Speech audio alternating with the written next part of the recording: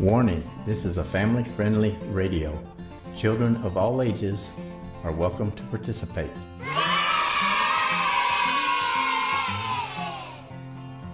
This is my grandpa's geocaching talk show.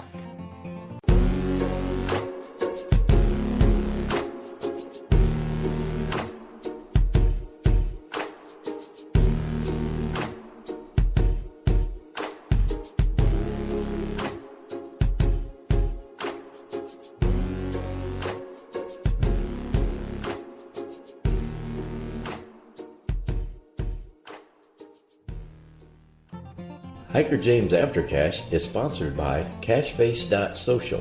Like to meet new friends, share your photos, tell stories about your caching adventures? Go to Cacheface.social. You might be surprised that some of your friends are already there waiting for you. So try it out today. It's free and it always will be. That's www.cacheface.social. See you there.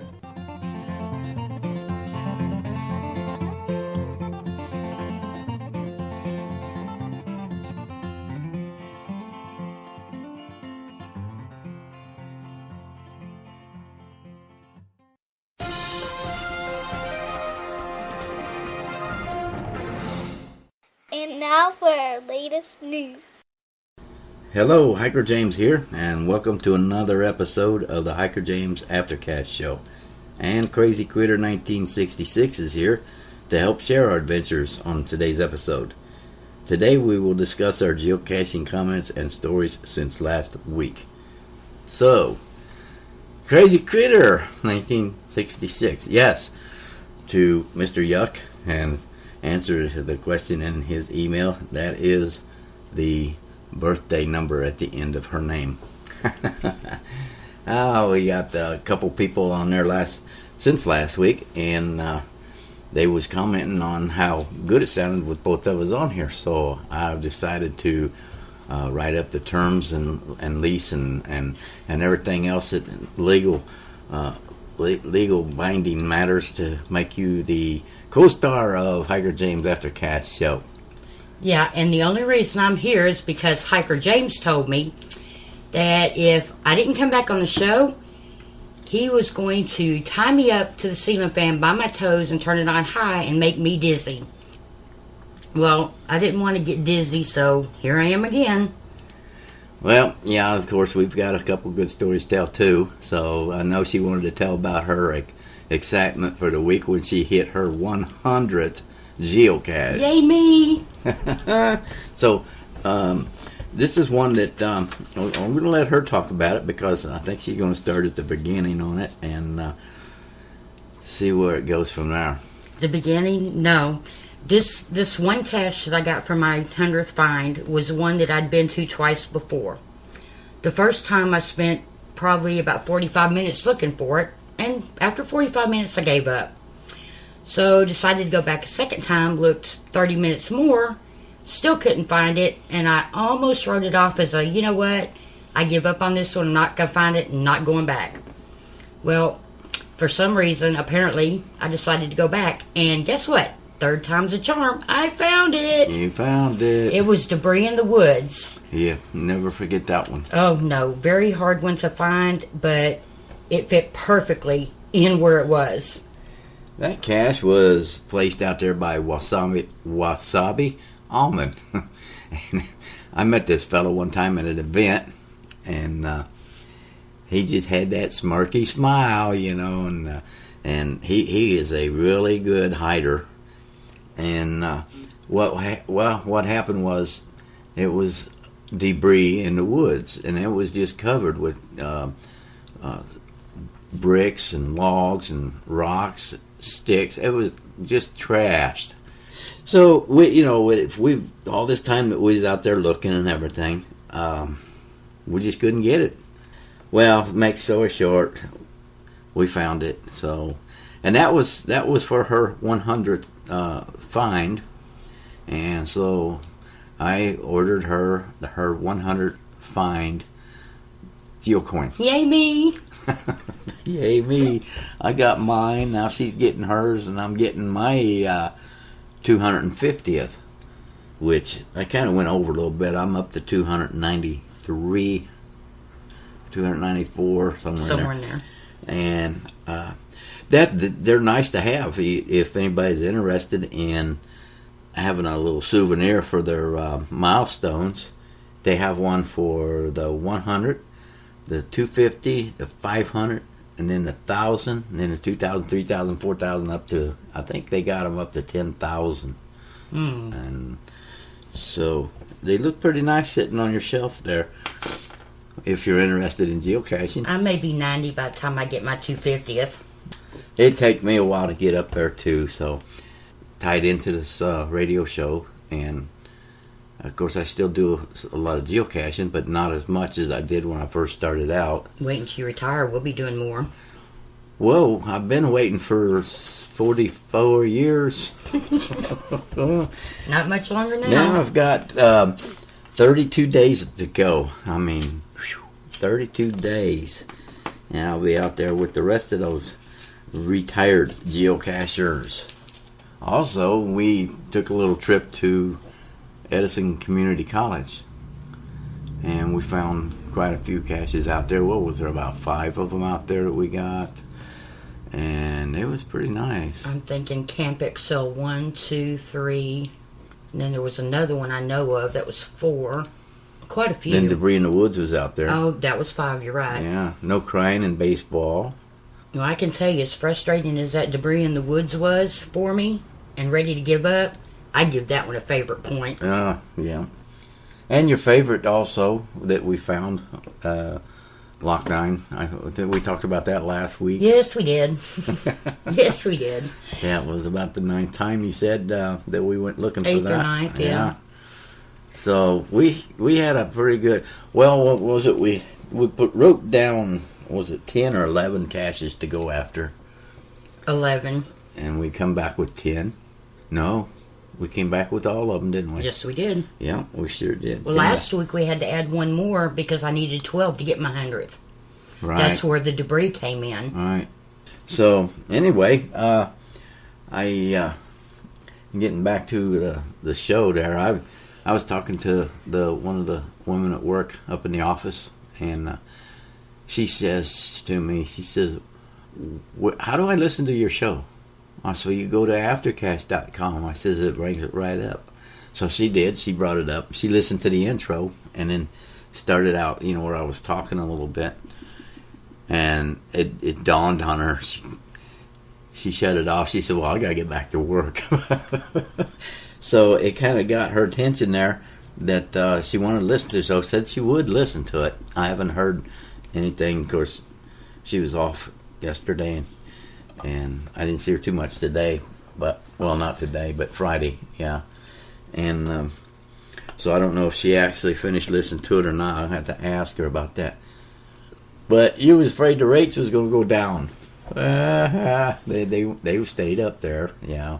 I still don't think anybody wants to listen to me, though. It's on the average. Hey, tell you what. Listen, here's what we're going to do. All you listeners out there, we're going to take a vote. We're going to take a poll. Okay. All right. Let's just do the email.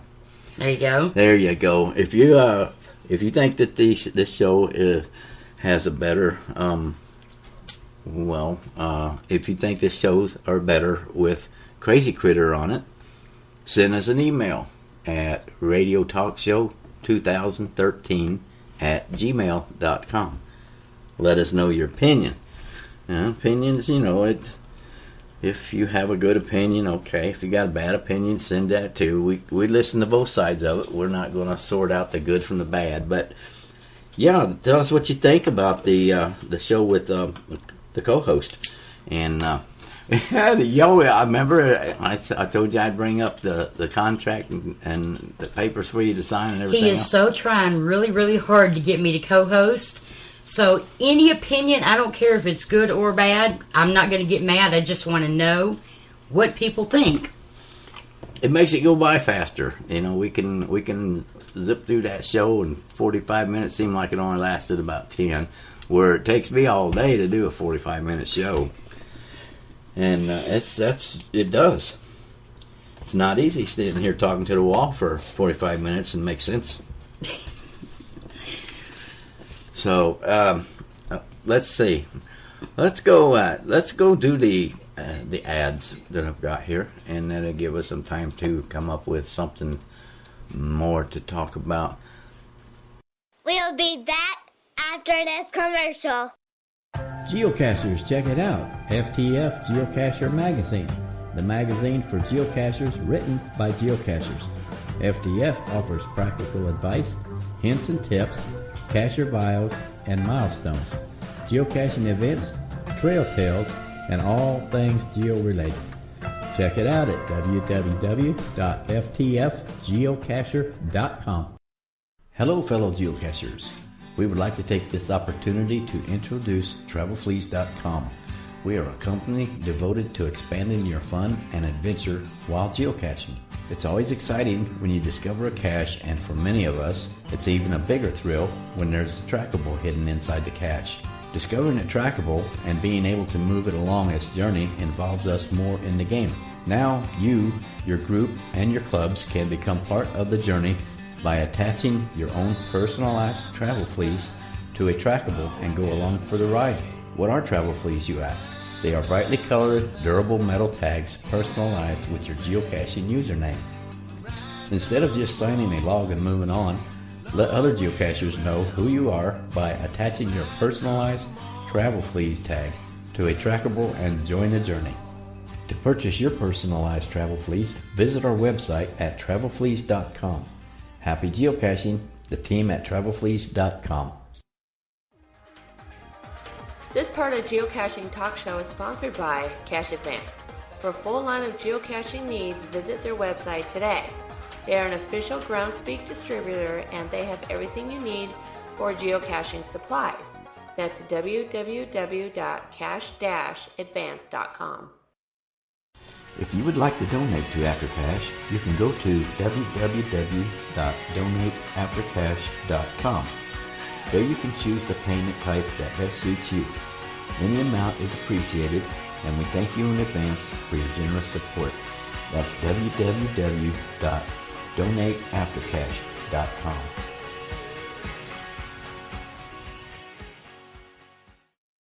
All right, we're back, and we are going to talk about our little muggle friend. He was so cute. Yeah, you never know who or what is watching you while you're out there geocaching. And we went to a cemetery, and after we got out of the car, well, I think I was already out of the car when I seen it, but there was this huge groundhog. Big. He just come out of his hole, because after we walked up there, we seen the hole that he lives in. And Crazy Critter got her camera. Well, of course, she's taking her camera with her every week now, so that's what gets her out there geocaching. Get some good pictures, though. She's has a lot of pictures up on ViewBug, and I think that's the only place you're putting them at right now. Right. And so she's been winning some contests with some of this outdoor scenery that she's been doing. So anyway, the groundhog pops his head up, and I said, "Looky there, there's a groundhog." And she gets her camera out, and I don't know, you got 5 or 6 shots of it, but like always, when you're photographing, how you want to say that? Say photographer. Yeah, when you're doing that, there's only 1 or 2 pictures that comes out really good. So, did you get anything on that? Posting that on there? You got some likes or anything on that? I actually have it in a contest right now, and I've got quite a few likes on that one. Yeah, so like I say, if anybody got a camera and they go out geocaching, they sure come in handy, because even to prove that he was there, if I've heard of one person that forgot his pen, and he took a picture of the cache.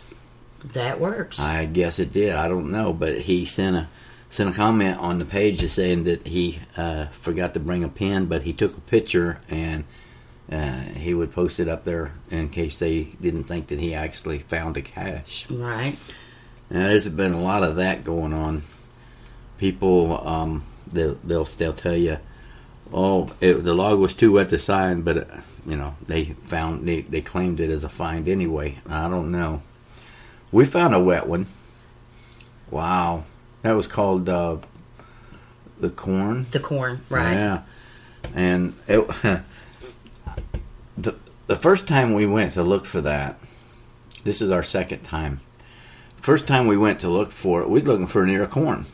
Maybe the corn. Well, it was next to a cornfield, and so and sure enough, there was an ear of corn there, and we looked under it, and that's not it. But the second time, this last Sunday, we went and it was what was that? It had a little cap on it where you could put something in it. It was corn juice or what? I don't know what it.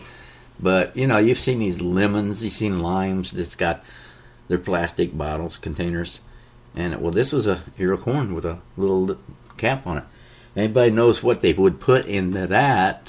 Send me an email. Yeah, tell me about I'm it. interested in knowing what would you put in a bottle that looks like a corn, ear of corn. So let's get them emails going there. That's the only way I can tell if you guys have any comments or questions out there. And I'm kind of curious myself. Yeah, Crazy Critter, she's curious, and Curiosity gets the best of me. that's right. Also, while we were at the college, we ran into some more muggles out there in the little pond. Oh, all the geese. Geese. A lot of them. When I went out there to the first time I went to the college, they wasn't quite that friendly. Me and my son went out there looking for some caches, and they was aggressive. And I think it was we found this 3 rows of trees, pine trees, Mm-hmm. and we was taking some pictures of that, but the geese were there in them pine trees, and I guess that was their home, and they didn't want us there. So Yeah, don't mess with their home now. I think they know you can't get to them on the water. I believe so. Well, we ran into some more geese too back behind Walmart. Yeah. Yeah, we got some good pictures of them too. Out there at the college, I got to get up in a tree again. Oh yeah, Crazy Critters. I'm turning into a monkey. We're gonna start calling you Crazy Critter, the tree crawler. Oh, thanks. Second tree I've been up in there. Wow. 5 months ago, you wasn't interested in geocaching any more than a dog was interested in cat food, I guess you'd say. Okay, so it's starting to grow on me a little bit. Yeah, it is. So, well, I can see that because this is the second show that you've helped me do. Well, like I said, if you hadn't threatened me with the ceiling fan, I wouldn't be here. No, I didn't do that. Don't listen to her. Yes, he did. Listen to every word I say. Oh, well, anyway, I let her have it her way if it gets her on the show. Oh, thanks. Oh, you're welcome. Val Decker. You found Val Decker. Yes, I did. That was a good one. Of course, that one was mine, but it was a good one. Well, I'd found it before, but since I wasn't actually geocaching at the time, I couldn't sign it, so I had to go back and sign it later. Yeah, there's a lot of caches that you went with me on before you even was a member of any kind of member, free or premium member. And, well, I think that what helped too was when I gave you that membership, that premium membership. Because you can do that, if you can send anybody a membership if they're a regular member on there and pay their yearly due. I think it was it $29.99 or $29? It was under $30 to be a premium member for the year, and so it's nice. You get a little bit more benefits out of it and things. So if you want to check that out, go to geocaching.com and click on premium member and read up on it. You it won't charge you for anything unless you give it the information to charge for it. But how much more time do you have on that? I haven't looked. 6 months maybe, or about that 7 maybe. months? Well, about the time you start getting interested in it. But, yeah. Well, almost. Probably so. Yeah. So out of the all the ones that we found back there behind the counter, I think that's all we went for. We was going to go for the ivy. There was one called ivy. I didn't even write it down on here because I got it marked out, I guess. But it's there's a cemetery. Now there's not a lot of geocaches in the cemeteries here, but we do pick up the ones that we find because they're muggle free 99% of the time. That's true. Once in a while we'll get somebody out there and we just remember that one that we did at the cemetery, and it was like we was looking for you was out walking around taking pictures of different stones and stuff, and the caretaker for the cemetery was there. Right. He was picking up some trash and stuff. He noticed me looking around. He came up to me and he says, can I help you? Or something like that. Are you looking for someone? I said, no, I found him. I'm looking for George right over there.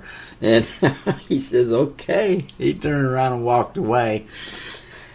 Well, when he was walking back to his truck, I ran up there and grabbed the cache and headed back to the car.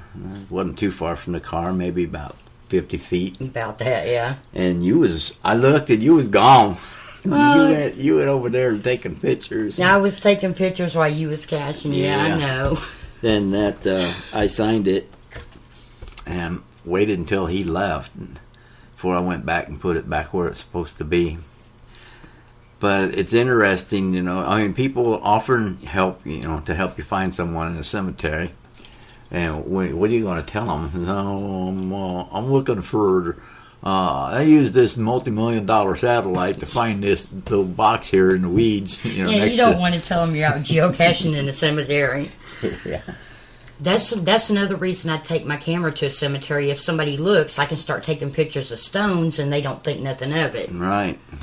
Well, that's about everywhere you go, too, when we go somewhere. You've always got the camera. I've noticed that. And I noticed, too, that when... Well, like if we're standing on the side of the road getting ready to find a guardrail, everybody slows down and looks. You say, here comes somebody, and the camera goes up. And they just kind of go right on by without looking. I wave at them, they wave back. And that one guy that slowed down, I thought he was going to stop. Oh, I did too. And that was on that old country road. But, yeah, it's good that people want to stop and see if you got trouble. And I just... Yeah, wave at him, hi, smile, and he kept on going.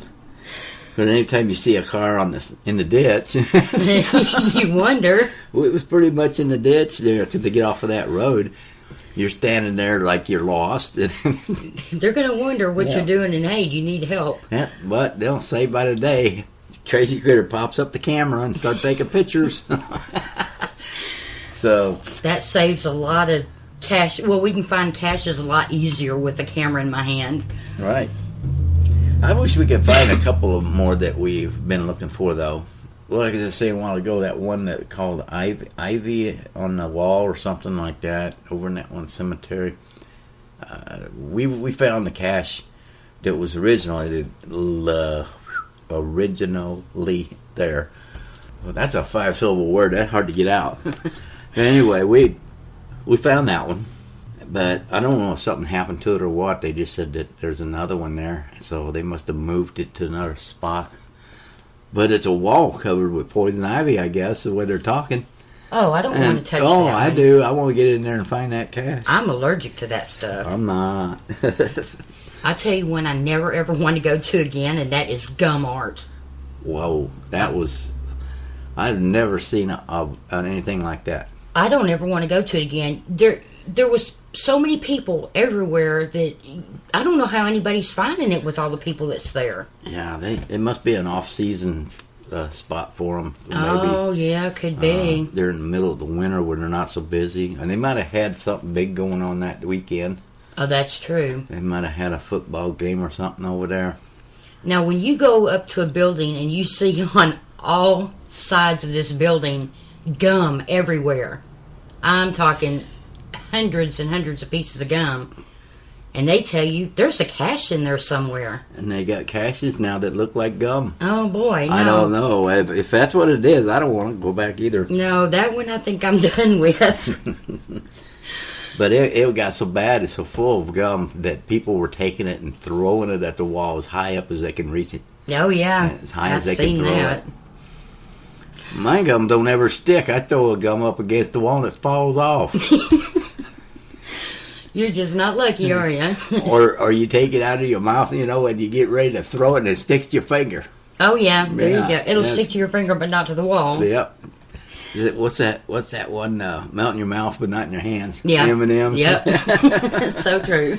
The gum sticks to your finger but not in your mouth. Oh, that was a good one. Oh, that was so fun.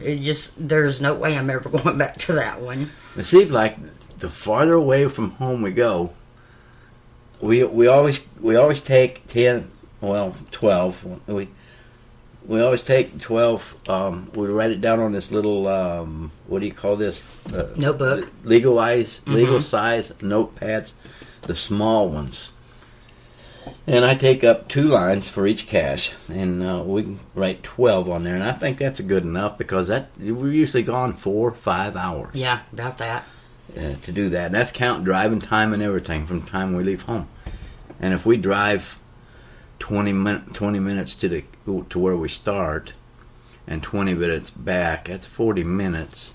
And then the other 3 hours is caching time. Yeah, see, we ought to write down at least 20, because I do recall one weekend we wrote down 15 and came home with only 4 that we could find. And that's aggravating. Yeah, that was a lot. Especially you go into one town you haven't been to before, and you're all over the place, and you can't find them. Nope, not at all. There's no good maintenance there for it. Maintenance is as important as anything else. I can see a log being full. Just grab another log out of your bag and throw it in there. Right. But when you can't find the cache to see if the log's there. Remember that one cemetery? I guess we're stuck on cemeteries this week. I think so. That one cemetery with the big arch. And we drove through there, and it was in the back of the cemetery, down the hill, in the woods. The Gettysburg Cemetery? Is that might have been it. Yeah. I think Gettysburg is what you're talking about. But it was under a log. Well, there was a tree laying there, and then there was a little log on top of the little hole that the... I think that was Gettysburg. Yeah. Well, you got some pictures out there. You got some pictures of an old, what was that, a milk truck or something, delivery truck? Oh, very old. Yeah. So, and like I say, cemetery caches, you don't have to worry so much about muggles. And people, they'll leave you alone. They won't come up to you and say, "Hey, are you geocaching?" Yeah, there you go. See, that's a good place to go without having to worry about people. I'm visiting my family. But now I've never went to we've went to some parks, some reserves, right? And they're nice. That one we found on the gate. Oh! I know which one you're talking about, and I can't think of what that's called now. Was that one of those Bennett's again? Or I don't remember. Yeah, anyway, that was pretty nice. I mean, it was in plain view, but how many people walk into that place where they'd see it? Right. They drive in, they see the gates open, they drive in. They don't look at that spot where it was at. It was plain view.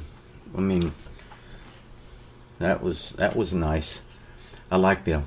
Yeah. If you got to drive 25, 30 miles to find a cache, I want to see it when I get there. Tell me about it. Wow. Instead of looking for half an hour. We give them about a half an hour apiece. Usually. Yeah.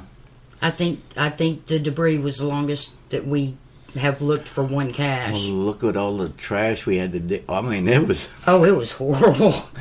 Oh, and we found a beehive. Oh, a big, big beehive. Yeah, that thing was the size of a watermelon, wasn't it? Yeah, about that. Looked like it was big. And it's going to be there when the temperature drops down into the zero. Yeah, he's talking about taking a rope when it drops down and hooking that little sucker with the rope and pulling it down. Pull it down.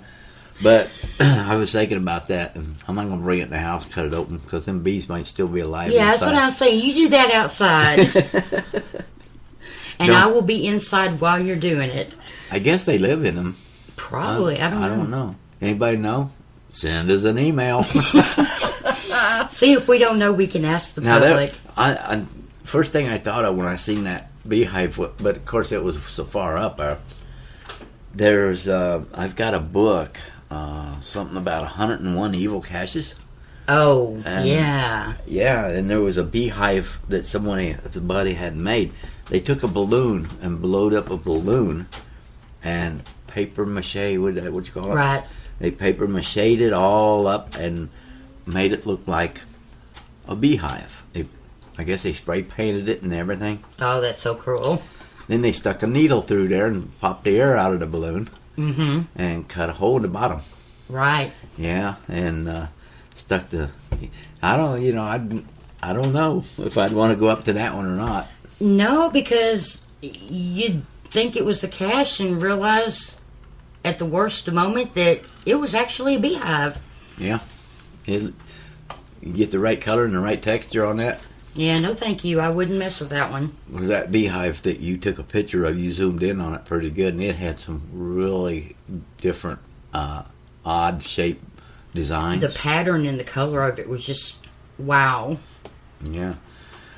That's the fun part too about geocaching. If you're an outdoor type, you see all kinds of things that you wouldn't see if you was sitting in the city park all the time, or Yeah, the two things I've seen here while geocaching I've never seen anywhere else. One was the white squirrel. Okay. And the little chipmunks. Yeah. I have never seen chipmunks other than in a pet store. That one time we was geocaching on a bike trail, and we was on our bikes that time. We never walked the bike trail, I don't think. Yeah, we did a couple times. Well, we was on our bikes, and our geo bikes. Now we gotta make it, it's geo bikes. Mine's a geo bike anyway, because I got a trackable travel bug on the back of it. There you go. The one I got on my truck. I had on my truck, and I put it on the Durango. Yeah. And one of those Klingon. It clings to the window. It's clear, and I took and made a copy of that and shrunk it down to about 1 by 2 inch. Got me a piece of aluminum, a sheet of aluminum, and I attached it to that, and it was kind of like laminated it and drilled a hole in it and hung it on the back of my bicycle. So if I'm out geocaching and you see a bicycle with a dog tag hanging on the back of it, I'm a geocacher. So true. But anyway, we were on the trail, and there's a chipmunk. Whoa! She just stopped dead cold in her tracks. I mean, gee, Minnie. I told him, wait a minute, we'll go get the cash. I got to get this first. I almost ran into her. And she spotted that thing so quick and got off the bike, and she got her camera out, and there was these people walking by. And, they was like 4 feet from it when they went by, and she's standing there with her camera up to her eyes, getting ready to take the snapshot of that thing, and they just kept right on walking like, ooh, and the chipmunk took off. Took off like a scared rabbit. I don't think you got any chipmunks, I didn't get any. No. So, yeah.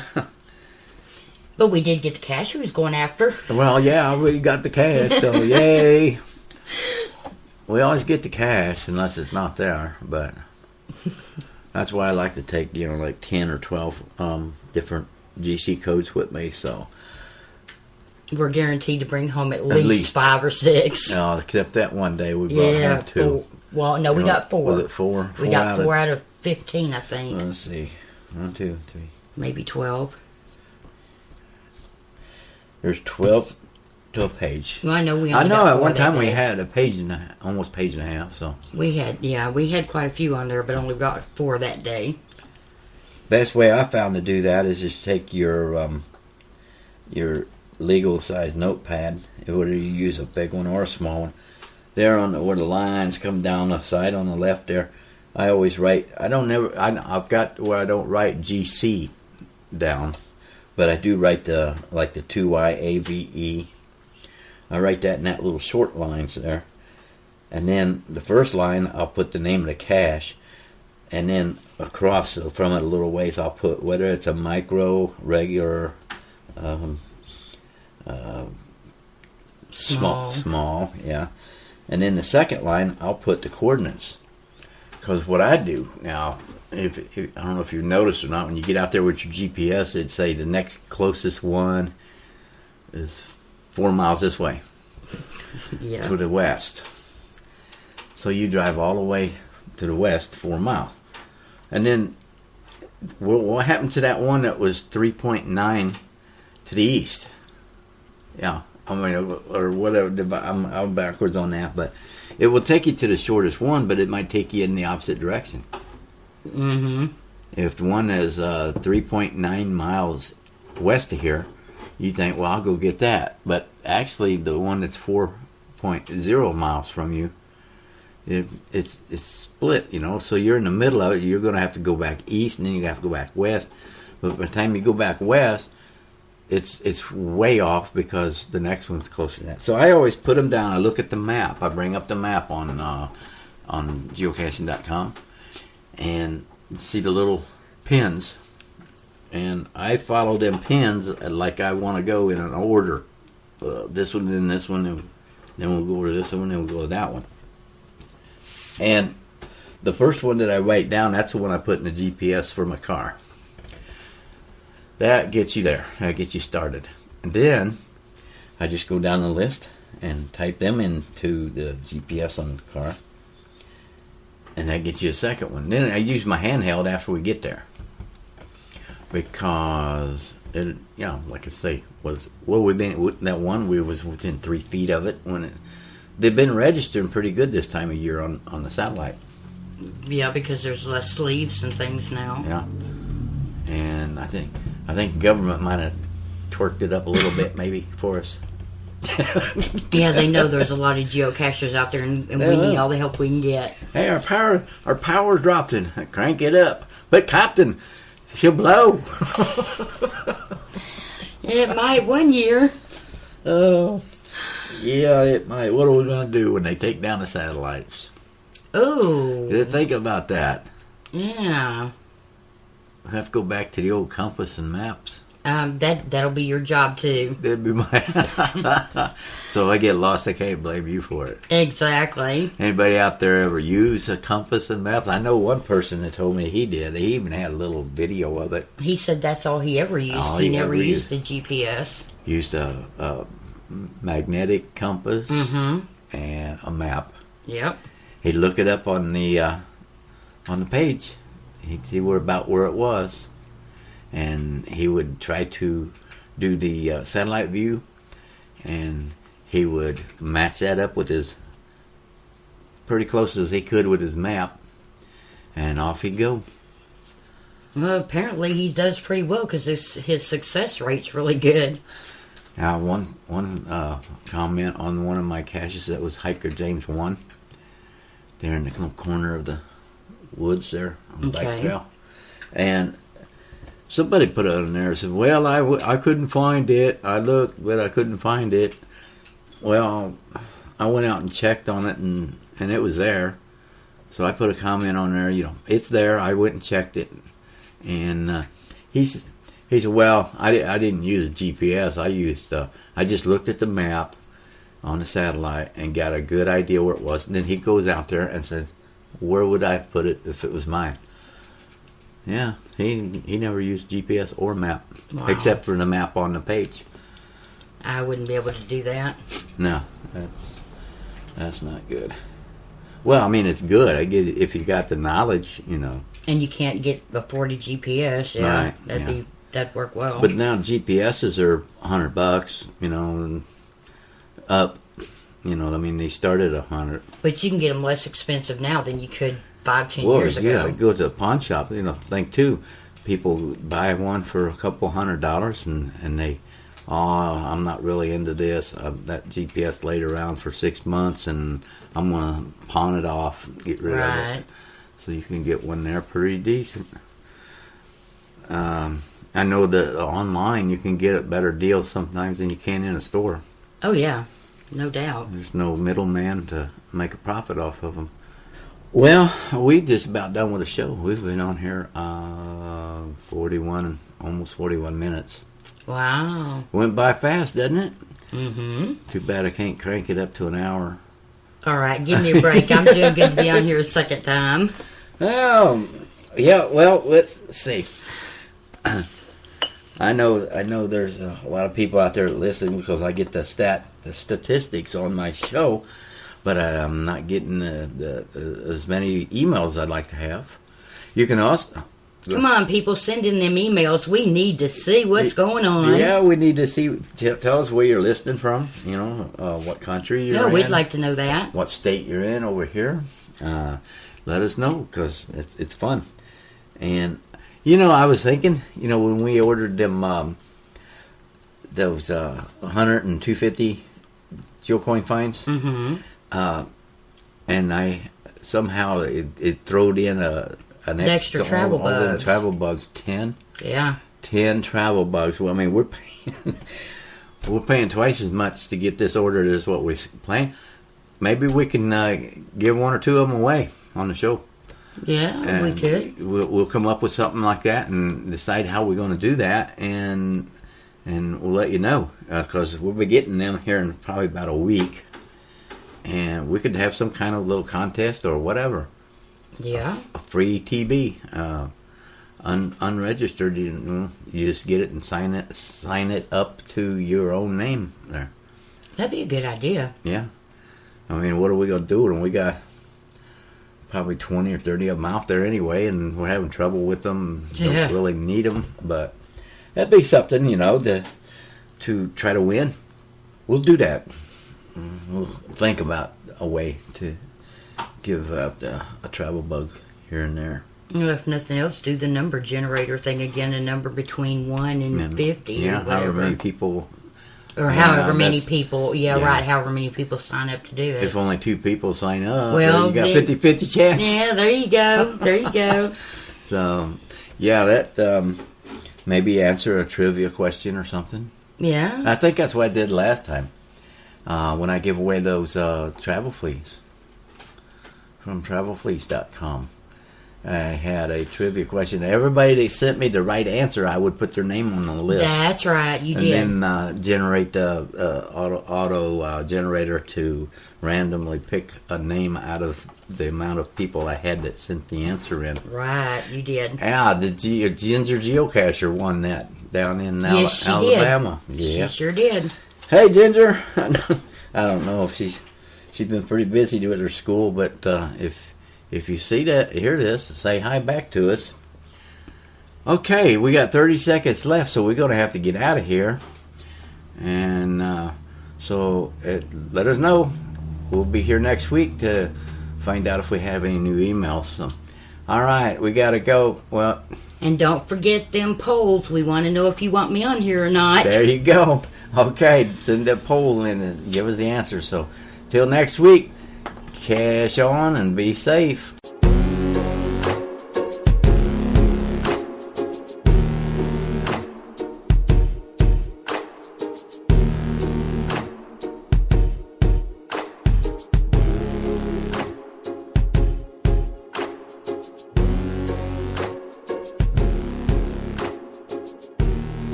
Warning, this is a family-friendly